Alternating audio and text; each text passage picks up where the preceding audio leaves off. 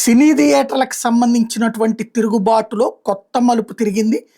ఏదైతే మొన్నటి నుంచి జరుగుతున్నటువంటి పరిణామాలకు సంబంధించి తాజాగా కీలకమైనటువంటి అంటే సినిమా థియేటర్లకు సంబంధించినటువంటి యజమానులు తెర మీదకొచ్చారు.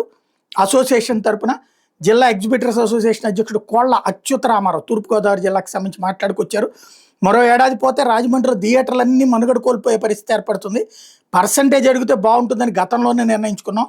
90 సినిమాలు పర్సంటేజ్ చొప్పున చేస్తున్నాం. ఇప్పుడు 10% ఉన్న పెద్ద హీరోల సినిమాలు పర్సంటేజ్ చేయమని చెప్పి అడుగుతున్నాం. ఎందుకంటే వాటిట్లోనే వీళ్ళు రెంట్ అంటున్నారనమాట. అందుకని దాదాపుగా కొత్త సినిమా వస్తే 6 థియేటర్లో 5 రోజులు మాత్రం ఆడించి తీసేస్తున్నారు. ఇదే పరిస్థితి కొనసాగితే రాజమండ్రిలో కొన్ని సినిమా థియేటర్లు మూసుకోవాల్సి వస్తుందని భావిస్తున్నాం. ఖచ్చితంగా పర్సంటేజ్ విధానంలోనే కొనసాగాలని ఏప్రిల్ 1న సమావేశంలో నిర్ణయించారు. ఈ నిర్ణయాన్ని మా అసోసియేషన్ సెక్రటరీ ఫిల్మ్ ఛాంబర్కి చెప్పారు. జూన్ 1 నుండి సినిమాలు లేకపోతే కనుక ఎవరు పర్సంటేజ్ ఇస్తే వాళ్ళ సినిమా మాత్రం వేద్దామని డిసైడ్ చేసుకున్నాం. బంద్ అనే మాట మేము ఎవరు మాట్లాడలేదు. దిల్ రాజు మాట్లాడిన వ్యవహారంతో అయితే మాకే సంబంధం లేదు. జూన్ 1 నుంచి మా థియేటర్లు మేము రన్ చేసుకోలేమని చెప్పాం.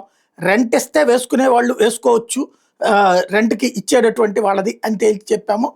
బీసీ సెంటర్లలో థియేటర్లు కాపాడుకోవాలి. ఈ సెంటర్లో వారానికి 8 షోలు కూడా వేయలేకపోతున్నాం. ఈ వ్యవహారం మీద సీనియర్ ఆర్టిస్టులు ఎవరు మాట్లాడట్లేదు. హీరోలందరూ బయటకు వచ్చి సినిమా థియేటర్లను బతికించాలని కోరుతున్నాం. ఉమ్మడి జిల్లాలో 180 థియేటర్లు ఉండేవి ఇదివరకు, ఇప్పుడు కేవలం 42కి పడిపోయినాయి. దాన్ని బట్టినే థియేటర్ల పరిస్థితి ఏంటో అర్థం చేసుకోవచ్చు.